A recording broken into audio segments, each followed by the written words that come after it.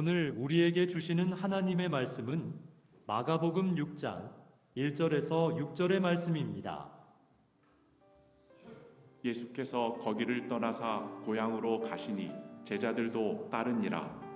안식일이 되어 회당에서 가르치시니 많은 사람이 듣고 놀라 이르되 이 사람이 어디서 이런 것을 얻었느냐?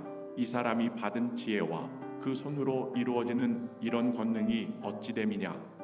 이 사람이 마리아의 아들 목수가 아니냐? 야고보와 요셉과 유다와 시몬의 형제가 아니냐? 그 누이들이 우리와 함께 여기 있지 아니하냐 하고 예수를 배척한지라. 예수께서 그들에게 이르시되 선지자가 자기 고향과 자기 친척과 자기 집 외에서는 존경을 받지 못함이 없느니라 하시며, 거기서는 아무 권능도 행하실 수 없어 다만 소수의 병자에게 안수하여 고치실 뿐이었고 그들이 믿지 않음을 이상히 여기셨더라. 이에 모든 촌에 두루 다니시며 가르치시더라. 아멘. 복되고 귀한 예배에 자리에 오신 여러분을 축복하고 환영합니다. 일주일 살아가면서 흐트러졌던 우리의 마음들이요, 다시 한번 이 세상을 바라보던 것에서 하나님을 바라보고 하나님께 집중하고 하나님께 우리의 모든 것들이 그렇게 고정되기를 바랍니다. 그러면 주님께서 오늘 이 자리에 한량없는 하나님의 은혜와 축복을 부어주시는 복된 예배의 자리가 될 줄 믿습니다. 우리 옆에 분들 한번 축복해 보세요. 하나님께 집중하세요. 이렇게 축복해 보세요. 우리를 하나님께로 나아가게 발목 잡고 있는 것들을 다시 한번 다 끊어내시고 예배하는 이 시간만큼은 오로지 하나님 한 분만에게 우리의 마음이 확정되고 고정되기를 바랍니다. 오늘 함께 나눌 말씀은 마가복음 6장입니다. 6장의 제일 앞부분인데 첫 장면이에요. 예수님의 첫 장면. 우리 1절의 말씀 한번 다 같이 읽어볼까요?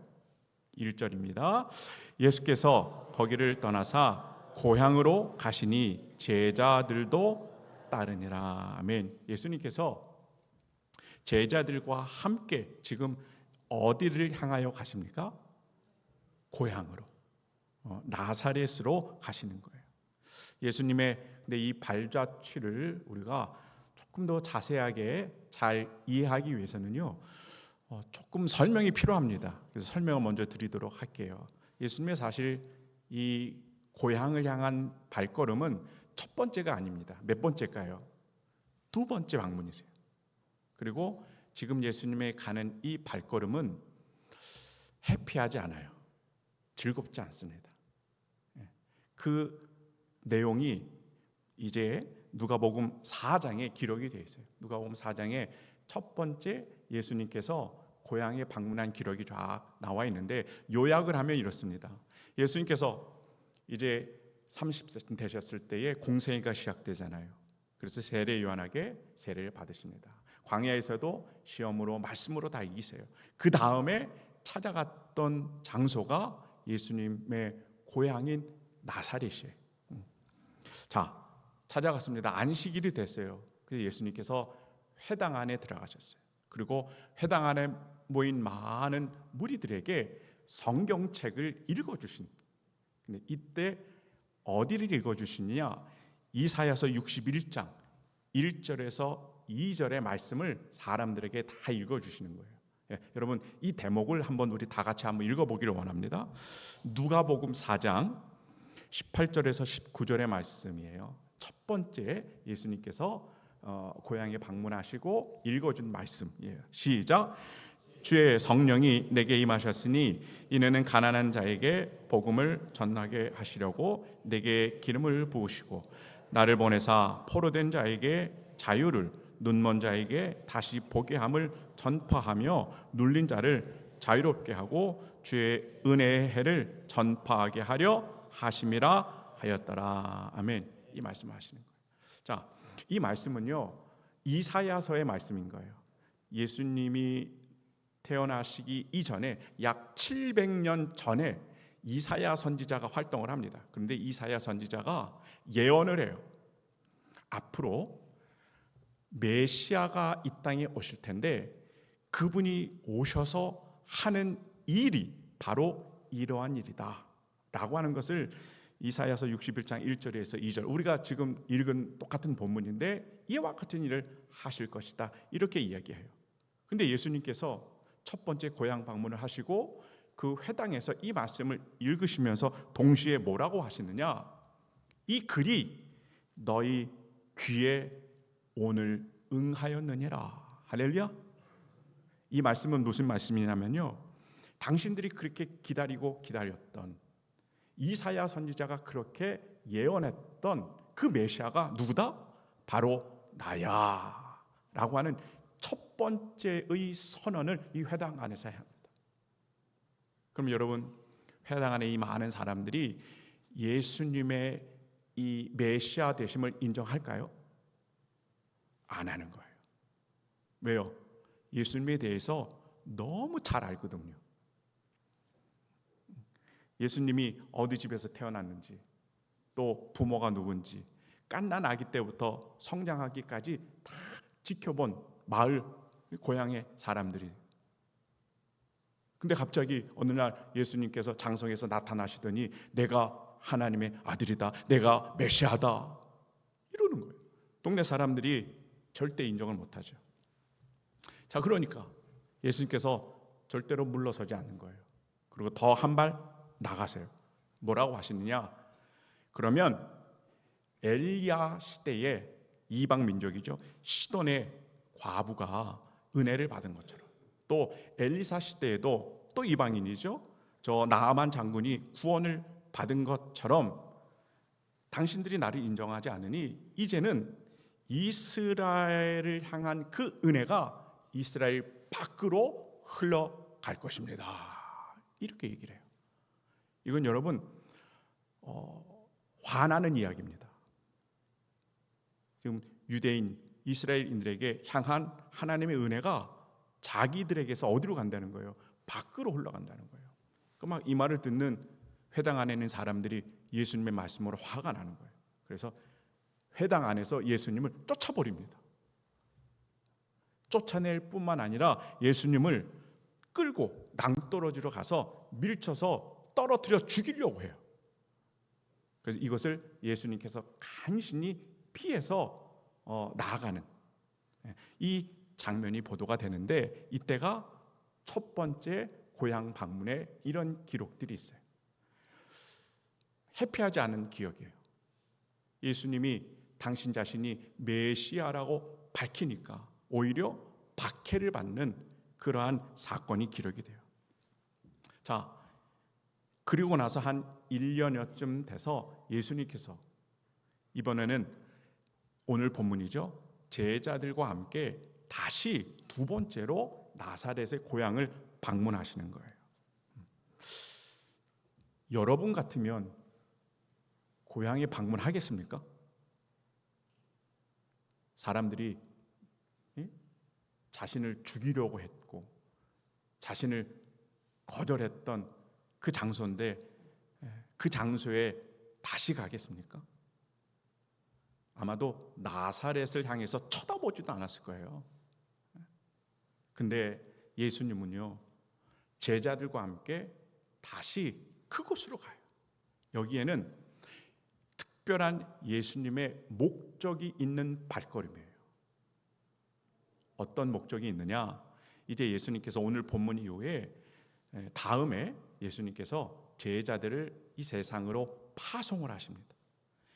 파송을 했어요. 파송을 하기 전에 아마도 마지막으로 제자들에게 특별 훈련을 시키시기 위함인 것 같아요.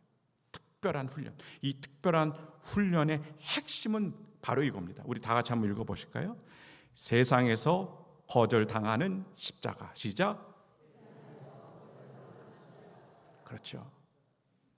제자들이 앞으로 파송을 받아서 세상에서 복음을 전하는데 세상은 십자가를 거절한다는 거예요. 이 메시지를 깨닫게 하기 위해서 제자들과 함께 1년 전에 자신을 박해했던 고향 방문을 다시 하시는 겁니다. 우리 사랑하는 하북의 모든 식구들이 십자가 예수 그리스도의 제자들이시기를 간절히 소망합니다. 그러면 여러분, 오늘 예수님의 말씀에 비추어 보면 제자들의 가는 길은 어떤 길입니까? 박수 받는 자리 아닌 거예요. 세상에서 외면당하고 무시당하고 때로는 핍박과 조롱을 받는 자리가 십자가의 제자들의 자리라는 거죠. 때문에 여러분, 우리는 그 길을 어떻게 가야 될까요? 저는 일사각오, 그렇죠? 죽음을 각오한 이 신앙, 그것을 보여잡고 세상에서 정말로 십자가만을 붙잡고 나아갈 때 참된 제자로서 여러분에게 놀라운 은혜가 임하는 줄 믿습니다. 이 길이 어떤 길인가? 예수님께서 너무나 현실적이게 다 적어주세요. 이게 요한복음 15장 18절에서 20절에 나타납니다. 우리 다 같이 읽습니다. 시작.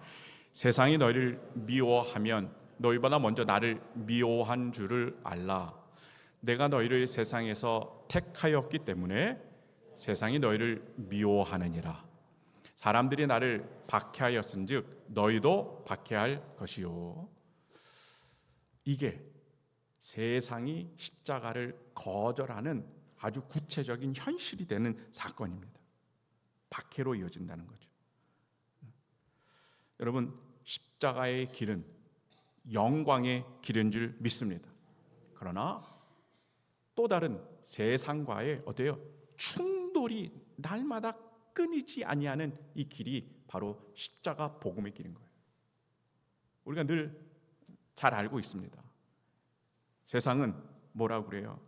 자꾸 우리로 하여금 높아지도록 만들어요. 그러나 십자가는 우리를 더 낮은 곳으로 인도하십니다. 또 세상은 우리를 가지라 해요. 소유하게 하래요. 우리의 욕망들을 다 성취하도록 해요. 그러나 십자가는 어떻습니까? 자족함을 배우라고 하고 우리의 있는 것을 다 내어주기까지 하나님의 귀한 사랑으로 대하라고 그러는 거죠. 또 세상은 자기 자신을 높입니다. 드러내기 앞섭니다. 내 십자가는 아니야. 하늘의 밀이 땅에 떨어져서 썩어지고 죽어져야만 하늘나라의 생명의 열매가 맺혀지는 줄 믿습니다. 이것을 제자들에게 지금 가르쳐 주시기를 원하시는 거예요. 누가복음 6장 22절에 보면 인자로 말미암아 사람들이 너희를 미워하며 멀리하고 욕하고 너희 이름을 악하다 하여 버릴 때에는 너희에게 뭐가 있어요? 복이 있도다. 할렐루야. 이게 너무나 역설적이지 않습니까? 우리가 복음 때문에 박해를 받는데 그 사람은 복이 있다. 예수님께서 박수 쳐주는 사람이 되는 거예요. 우리 사랑하는 하북교회 성도님들, 십자가의 제자의 삶을 살아가시며 세상과 충돌할 때가 있어요. 세상이 우리를 애매하게 미워하고 우리를 거절할 때가 있어요. 그러나 우리는 담대한 줄 믿습니다. 왜 그래요? 우리에게는 주님께서 약속하신 축복이 있기 때문에 그 복된 자리로서 여러분 십자가의 사명을 잘 지켜나가는 제자의 삶을 사시기를 주님의 이름으로 축복합니다. 이제 예수님께서 두 번째 고향 방문하는 내용을 조금 자세히 살펴보도록 하겠습니다. 우리 2절의 말씀 한번 다 같이 읽어볼까요? 안식일이 되어 회당에서 가르치시니 많은 사람이 듣고 놀라 이르되 이 사람이 받은 지혜와 그 손으로 이루어진 이런 권능이 어찌 됨이냐. 아멘. 2절을 잠깐만 띄워주세요. 첫 번째 방문했을 때는 이사야서의 말씀을 읽어드렸는데 두 번째 방문했을 때는 가르쳐 주세요. 그런데 이 가르침을 받는 회당 안에 고향 사람들이요 정말로 놀라운 반응을 해요. 정말 어처구니없는 이 모습을 보입니다. 첫 번째 이 예수님의 이 가르침의 말씀을 듣고 놀랍다 이렇게 얘기해요. 놀랍다. 이것을 원어적으로 찾아보니까 하나님의 이 권위 있는 말씀을 듣잖아요. 그러니까 정신이 흔들릴 정도로 충격을 받았다. 이게 원어적인 의미예요. 자, 그도 그럴 것이 그들이 늘 들어왔던 율법학자들이 가르쳐줬던 이 가르침과는요 완전히 다른 거죠. 차원이 다른 말씀. 그 권위 있는 말씀이 들려지니까요 정신이 혼미할 정도로 놀라움을 이들이 갖습니다. 근데 여러분, 하나님의 말씀이 들어져서 우리 가운데 이런 놀라움이 있어요. 그러면 그 다음은 뭐로 이루어져야 될까요? 믿음으로 이루어져야 돼요. 믿음으로. 근데 이 회당 안에 있는 사람들은요 오히려 이 말씀을 듣고 그 놀랐던 것이 불신앙의 모습으로 이어지는 거예요. 그러면서 이렇게 질문을 합니다. 두 번째인데, 이 사람이 어디서 이런 것을 얻었느냐? 이 사람이 어디서 이런 것을 얻었느냐? 그러니까 여러분, 이 고향 사람들이요 권위 있는 하나님의 말씀에 집중하는 게 아니라 어때요? 이 말씀을 전하는 이 사람의 외적인 것에 관심이 있기 시작하는 거예요. 어디 출신이고 학력은 어디까지고 이 사람의 배경은 뭔지에 대해서 관심이 있는 겁니다. 때문에 이 권위 있는 하나님의 말씀을 듣고도 어때요? 예수님의 그런 인간적인 환경을 이들이 너무 잘 알고 있기 때문에 그로 말미암아 예수님을 메시아로 인정하지 않는 거예요. 우리 속담에 아는 것이 원수다 이런 말이 있어요. 한번 따라해 보실까요? 아는 것이 원수다. 아니요, 때로는 우리가 너무 잘 알고 있다고 하는 이것이 우리 삶에 큰 장애물이 될 수 있다는 거예요. 지금 이 예수님의 고향 사람들이요 예수님을 알아요. 근데 어떻게 알아요? 외적인 모습을 알아요. 그렇기 때문에 진작 예수님이 메시아 되신 것을 믿음으로 나아가기까지 그 아는 것이 장애물이 됐다는 거예요. 마지막에 예수님의 가르침을 그래서 받았을 때 예수님의 지혜와 권능이 어찌 됨이냐 이렇게 반어적인 이런 말을 합니다. 이건 바꿔 말하면 저 예수에게는 그 하나님의 신적인 그런 권능의 어떤 지혜와 권능이 있다는 것은 불가능해. 아주 단정짓습니다. 부정하고요. 냉소적인 반응을 그 회당 안에 있는 사람들이 결국에는 다 이뤄내는 거예요. 여러분, 저와 여러분이 다른 것에 집중하지 마시고 주님이 원하시는 권위 있는 이 하나님의 말씀에 집중하시길 간절히 소망합니다. 말씀에 집중해서 그것이 나에게 들림으로 말미암아 나에게 믿어진 말씀이 내 삶 가운데 순종으로 나아갈 때 참된 예수님의 제자들의 아름다운 모습이 될 줄 믿습니다. 나셀 사람들은 여기까지 나아가지 못했어요. 정말 예수님께 직접적인 귀한 권위 있는 말씀을 들었음에도 불구하고 그래서 막 정신이 혼미할 정도로 놀라움은 있었지만 더 이상 믿음으로까지 나아가는 거기까지의 그 믿음이 발전하지 못했다는 거예요. 결정적인 이유가 3절에 나옵니다. 우리 3절 다 같이 읽어보도록 하겠습니다. 시작. 이 사람이 마리아의 아들 목수가 아니냐, 야고보와 요셉과 유다와 시몬의 형제가 아니냐, 그 누이들이 우리와 함께 여기 있지 아니하냐 하고 예수를 배척한지라. 예수님을 배척하고 예수님을 믿지 못했던 이유들이 이 앞에 나와 있어요. 마을 사람들이 우리 예수님을 뭐라고 표현합니까? 지금 3절에서 이 사람들이 마리아의 아들이 아니냐 이렇게 이야기를 해요. 한번 따라해 보세요. 마리아의 아들. 이건요 유대인에게 있어서는 약간 낯선 표현입니다. 원래 유대인들은 자녀들을 소개할 때 항상 앞에 아버지를 소개시켜줘요. 가부장적인 아마 이런 사회적인 이런 풍토 때문에 그런 것 같습니다. 아버지를 항상 소개시켜줘요. 그러니까 이런 의미에서 예수님을 소개하기 위해서는 어떻게 해야 정답이에요? 요셉의 아들 예수가 아니냐 이래야 정답이거든요. 근데 오늘 마가는 마리아의 아들이다 이렇게 기록을 해요. 여기에는 비밀이 있어요. 저와 여러분만이 아는 비밀이에요. 예수님의 탄생에 대한 비밀. 우리 그 스캔들이라고 그러죠. 30년 전에 요셉 가정에 큰 스캔들이 벌어져요. 사실은 요셉과 마리아가 결혼은 아직 안 했습니다. 약혼 중일 때 마리아가 동정녀로서 성령으로 예수님을 잉태하죠. 믿으십니까? 점점 배가 불러와요. 사람들이 깜짝 놀랐겠죠. 아니 결혼도 안 했는데 어떻게 마리아가 배가 불러올 수 있겠느냐. 마리아는 있는 그대로 얘기했을 겁니다. 나는 성령으로 잉태했습니다.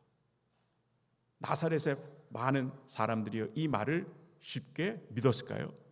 믿지 못했을 겁니다. 성령의 능력을 체험하지 못했기 때문에 믿지 못했어요. 믿지 못했으니 어떻게 생각할까요? 이제 막장 드라마가 이어지는 거죠.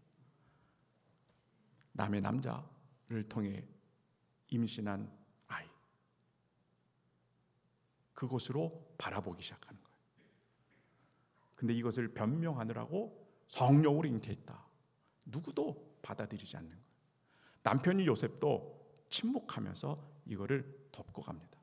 30년 동안 그 가정을 이렇게 덮고 갔어요. 자, 그리고 30년이 지나서 예수님이 회당에서 당신 자신에 대한 정체성을 이야기해요. 나는 하나님의 아들이다. 나는 메시아다. 이렇게 얘기하니까 30년 전에 그 요셉 가정의 스캔들이 다시 사람들의 입방아에 오르내리기 시작하는 거예요. 여러분, 이런 의미에서 우리 예수님이 그 회당 안에서 또 자기가 알고 있는 많은 사람들로부터 너는 마리아의 아들이야. 이 말을 들었을 때 얼마나 큰 수치감을 느꼈을까요, 여러분? 조금 더 과격하게 이야기한다면 너는 아비 없는 자식이야. 이렇게 비하하고 아마 폄하했을 겁니다. 우리 예수님을. 고향 사람들 예수님의 출생의 비밀을 다 알잖아요. 목수가 직업이라는 것도 다 알아요. 엄마 아빠도 다 알아요. 형제도 자매들도 다 알아요. 그 집안에 숟가락 젓가락이 몇 개 있는지도 다 알아요. 다 알아요. 근데 여러분, 아는 게 왼수라고 그랬어요. 장애물이 돼요. 이 외적인 것을 너무 잘 알기 때문에 권위 있는 하나님의 말씀이 들려올 때도, 또 예수님께서 병자들을 고쳐주시는 것을 다 보게 하거든요. 근데 그것을 다 봄에도 불구하고 예수님을 믿는 데까지 나아가지 못했어요. 그래서 오늘 여러분 설교 제목을 제가 아는 것과 믿는 것 이렇게 정했어요. 한번 따라해 보세요. 아는 것과 믿는 것. 여러분 이게 동일할까요? 아니에요. 너무 큰 차이가 있어요. 우리가 안다 하는 것은 이성의 영역이에요. 이성적인 영역. 우리가 믿는다 할 때는 이거는 신앙적인 영역입니다. 때문에 여러분 이성의 영역, 신앙의 영역은요 큰 간극을 보여주고 있어요.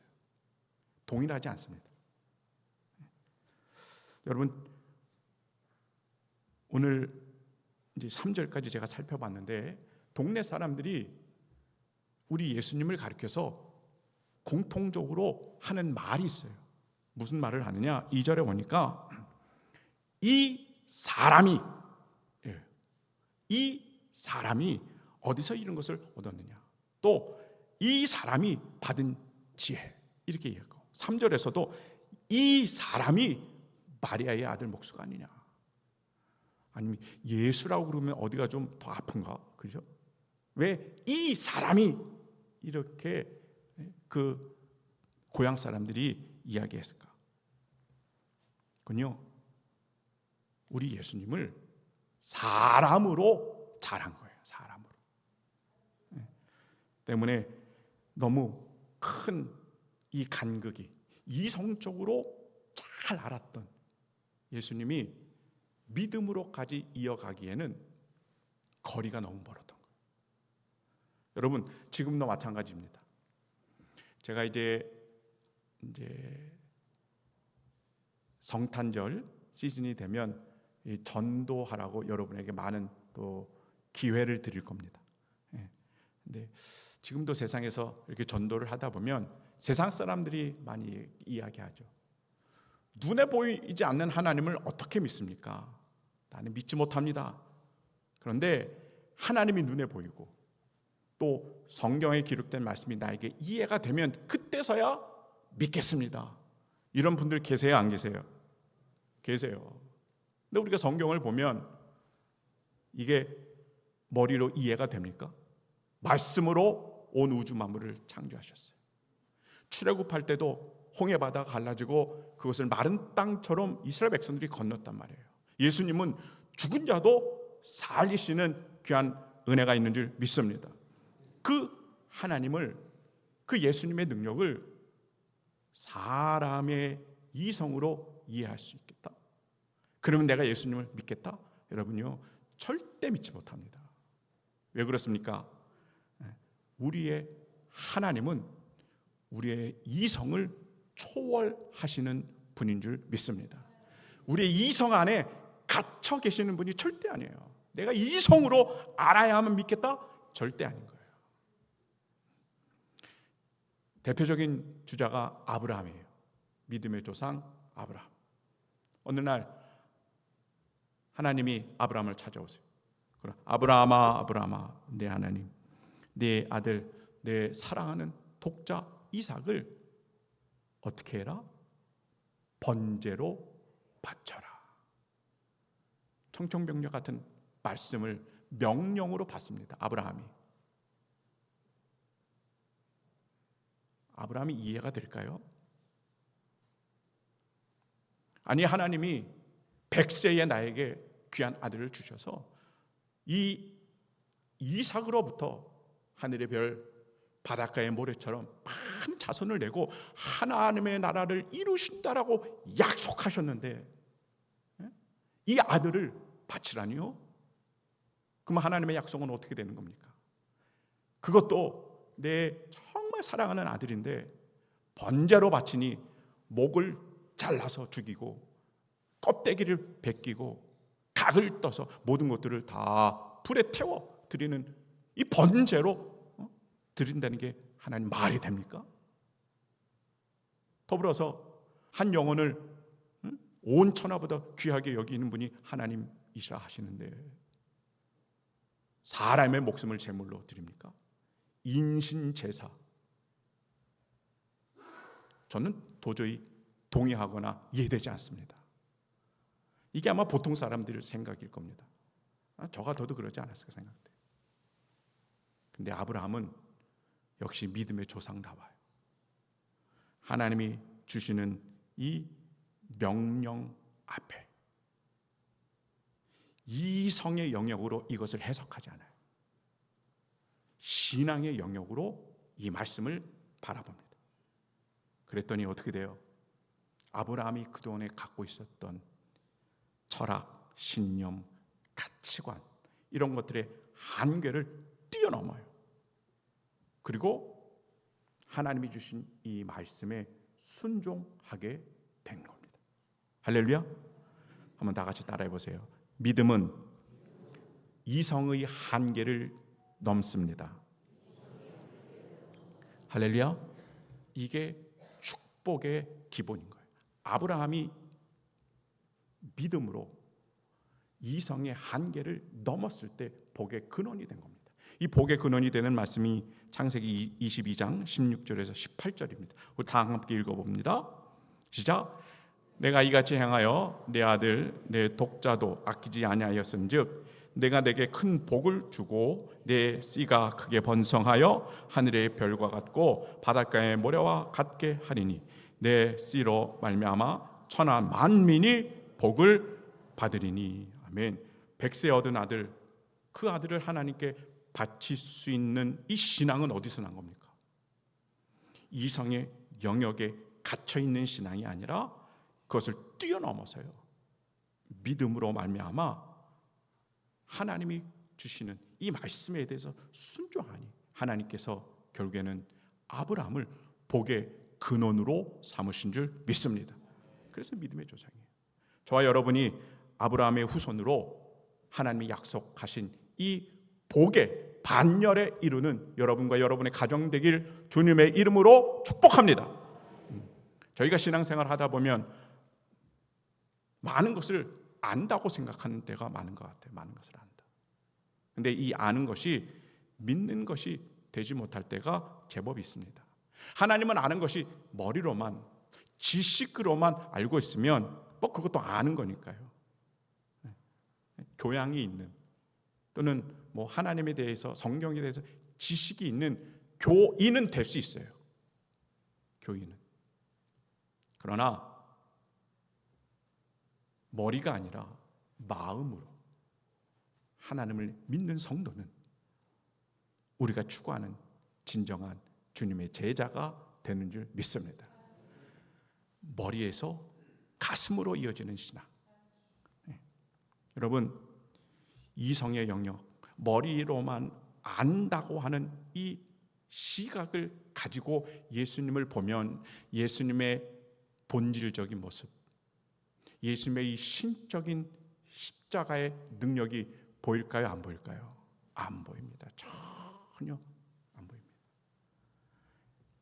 신학의 영역이 아니면 절대로 예수님의 본질적인 모습을 볼 수 없어요. 아까도 말씀드렸습니다. 예수님의 고향 사람들, 나사렛에 있는 사람들은요, 지금 예수님을 자기들의 이성의 영역 안에서 갇혀서 예수님을 바라보기 시작하는 거죠. 어떻게 봅니까? 저 예수는 아버지가 누군지 모르는 청년이야. 또 막 호기 있게 전궁방박 막 돌아다니면서 자신이 하나님의 아들이래, 자신이 메시아래. 저 청년 정신병자 아니야? 이렇게 생각하지 않겠습니까? 자신이 말한 그 내용 때문에 신성모독이라는 죄의 결국에는 십자가에서 죽는 정말 불쌍한 청년이야. 근데 죽은 지 사흘 만에 지체가 없어지니까 그들의 제자들이 그새 부활했대. 이런 어처구니 없는, 사람이 생각하는 이성의 그 영역 밖에 있는 그런 해프닝의 주인공으로 예수님을 바라보지 않겠습니까? 이건 너무 극명한 차이입니다. 이제 말씀을 마치면서 우리 사랑하는 하북의 성도님들 가운데 나사렛에 있는 고향 사람들이 갖고 있는 이성의 한계에 갇혀 지내는 우리의 모습이 아니라 그것을 깨트리기를 주님의 이름으로 축복합니다. 건너오셔야 돼요. 어디의 영역으로? 신앙의 영역으로, 신앙의 자리로 여러분이 자리매김하시기를 주님의 이름으로 축복합니다. 여기가 십자가 제자의 자리라는 거예요. 오늘 이것을 깨닫게 하기 위해서 제자들과 함께 두 번째로 고향 방문을 하신 거예요. 여러분, 저와 여러분의 십자가의 제자로서 이해되지 않아도 하나님을 믿습니다. 또 설명되지 않아도 우리가 하나님을 신뢰합니다. 이 믿음을 꼭 소유하셔서 저와 여러분이 아브라함처럼 믿음의 근원을 이루시고 더불어서 진정한 십자가의 제자의 삶에 큰 은혜가 누려지시기를 주님의 이름으로 간절히 축원합니다. 자, 말씀을 위한 함께 공동 기도문 올려드리도록 하겠습니다. 첫 번째입니다. 세상 속에서 거절당하는 복음을 따르게 하소서. 사랑의 주님, 주님은 나사렛 고향에서 배척당하셨지만 복음의 발걸음은 멈추지 않으셨습니다. 우리도 세상 속에서 복음 때문에 조롱받고 외명당할 때가 많습니다. 그러나 주님, 그 거절의 자리에서도 믿음을 지키게 하소서. 사람의 인정보다 주님의 시선을 바라보게 하시고 미움받는 그 자리에서도 복음의 향기를 잊지 않게 하옵소서. 주님, 세상의 박수보다 십자가의 순종을 택하는 제자가 되게 하소서. 아멘. 두 번째입니다. 아는 것을 넘어 믿음으로 순종하게 하소서. 전능하신 하나님, 우리는 많은 말씀을 알고 수많은 진리를 들었지만 때로는 이성의 벽에 갇혀 믿음으로 나아가지 못했습니다.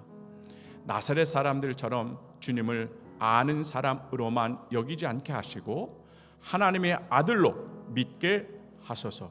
이해되지 않아도 순종하게 하시고 설명되지 않아도 신뢰하게 하소서.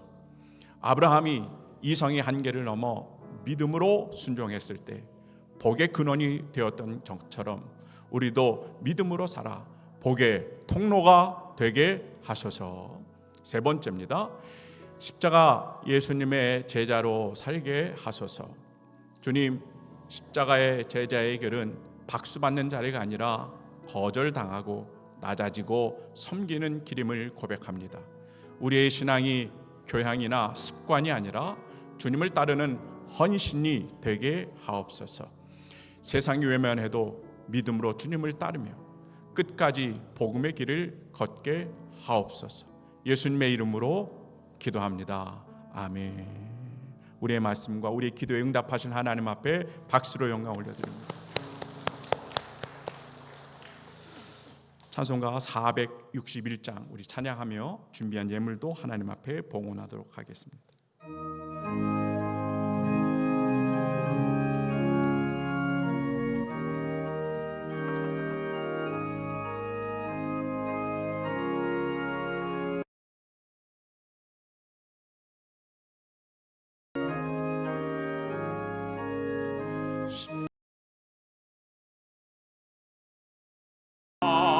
주가 물어보실 때 죽기까지 따르오리 성도 대답하였다.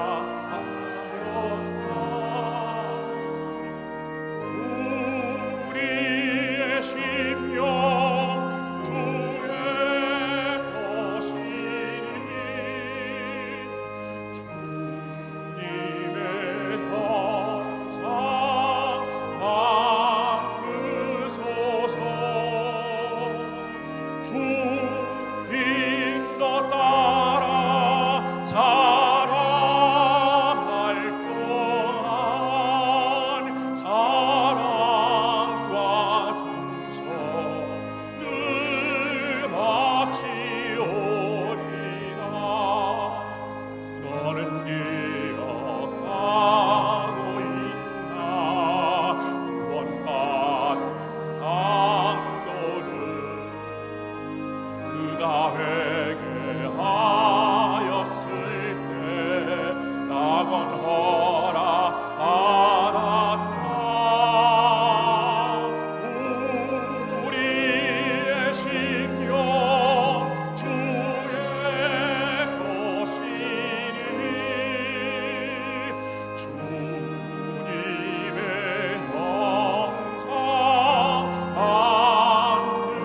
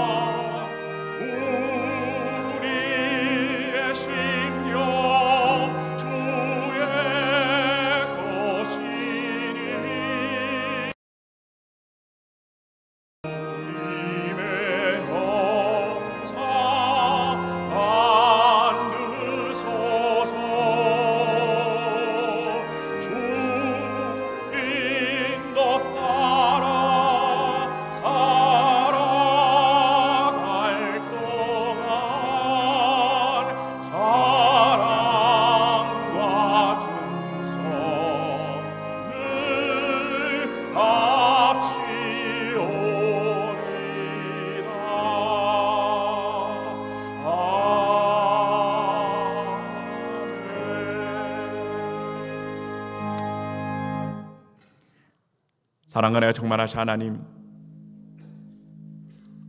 물질 아니면 너무나 힘들게 살아갈 수밖에 없는 이 세상을 저희가 사랑합니다. 그러나 물질보다 주님을 더 사랑하기에 이 귀한 마음을 담아 예물을 봉헌합니다. 기뻐 받아주시고 예물 속에 담긴 간절한 기도, 소원들 반드시 응답받는, 또 하나님이 주시는 보응의 축복이 누려지는 하북의 가정들이 되게 하여 주시옵소서.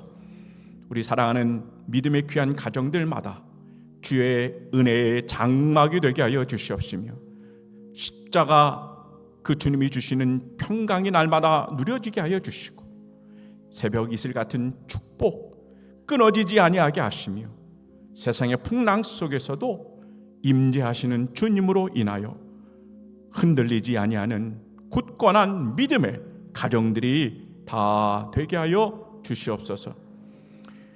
저희들이 손으로 하는 모든 일에 주님의 손길이 더하기를 원합니다. 우리 수고들이 헛되지 않게 하여 주시옵시며, 주의 은혜로 물질과 이익에 하나님 풍성함을 누리는 주의 사업장과 우리의 일터와 터전이 되게 하여 주옵소서.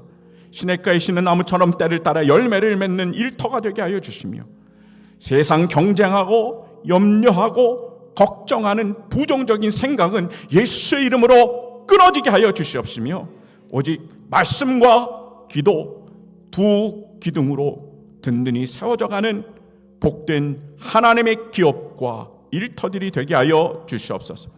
이제 이 예물을 하나님의 나라를 위하여 귀하게 존귀하게 쓰임받게 하여 주시며, 드린 가정마다 주님의 선하신 손길이 묻어나는 한 주간의 삶이 되게 하여 주옵소서. 모든 영광 하나님 올려드리며 사랑하신 예수님의 이름으로 간절히 축복하며 기도하옵나이다. 아멘.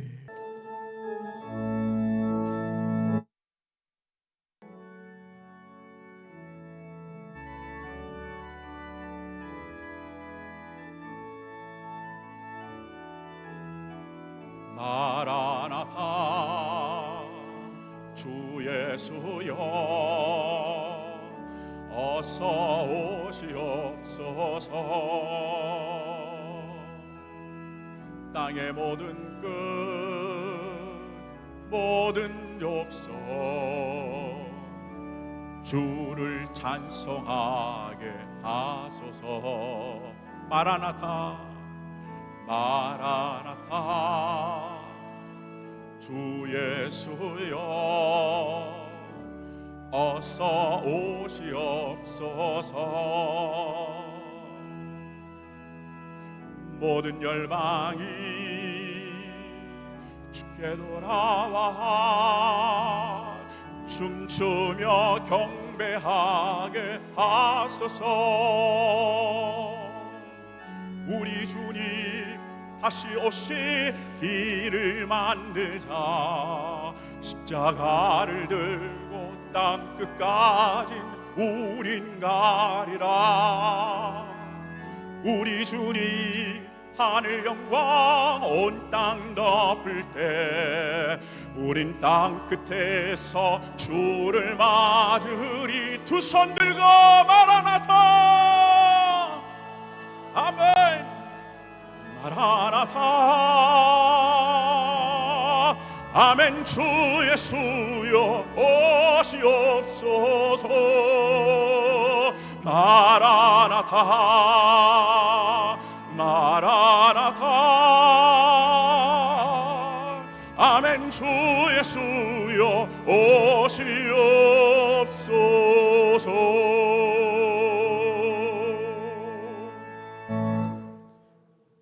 두 손을 가슴에 모으시기 바랍니다. 제가 축복 기도해요. 사랑하는 충만하신 하나님, 주님의 자녀들이 살아가는 이 삶의 현장 속에 저희도 주님의 발자취를 따라가는 주의 제자들이 되게 하여 주시옵소서. 주님에게 우리에게 말씀해 주시고 싶으신 것, 이성의 영역에만 머물지 않게 하여 주시고 그것을 뛰어넘어 그것을 깨뜨려서 이제는 신앙의 영역 안으로 그 믿음으로 살아가는 주의 권속들이 되게 하여 주시옵소서. 세상은 여전히 이성으로 이해하고 눈으로 보아야만 믿겠다고 하지만 우리는 이 시대를 살아가는 그리스도인이기 때문에 하나님 믿음으로 주님을 바라보기를 원합니다.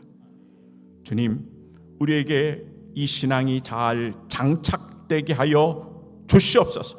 십자가의 제자의 삶을 살기를 원하는 마음으로 이제 예배당 문을 열고 나아갑니다. 십자가는 거절된다 하셨으니 세상의 조롱, 거절과 때로는 핍박을 받더라도 복음이 있기 때문에 십자가가 있기 때문에 담대하게 살아가게 하여 주시옵시며 주님으로 인하여 용기 있는 자들이 되게 하여 주시옵소서.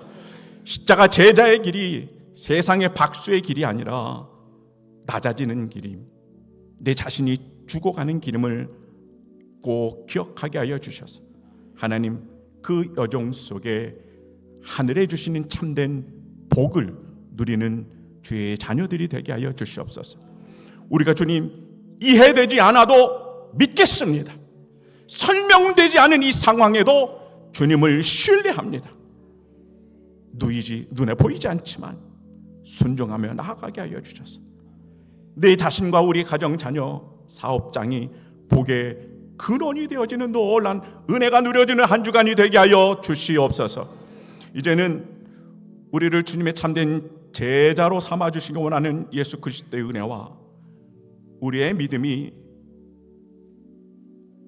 가슴으로 이성의 한계를 깨뜨리기 원하시는 하나님 아버지의 사랑하심과 이 세상에서 십자가 제자로 늘 증인으로 살아갈 수 있도록 능력 주시고 힘과 권세를 주시는 성령 하나님의 놀라운 역사와 그 내주 내재하심이 예배하는 우리 모든 식구들, 가정과 자녀와 사업장과 또 이 나라 이민족과 세계 모든 열방과 선교사님들의 귀한 그 선교의 현장과 또 우리 사랑하는 하북 교회 위에 지금부터 영원토록 함께하기를 간절히 축원하옵나이다.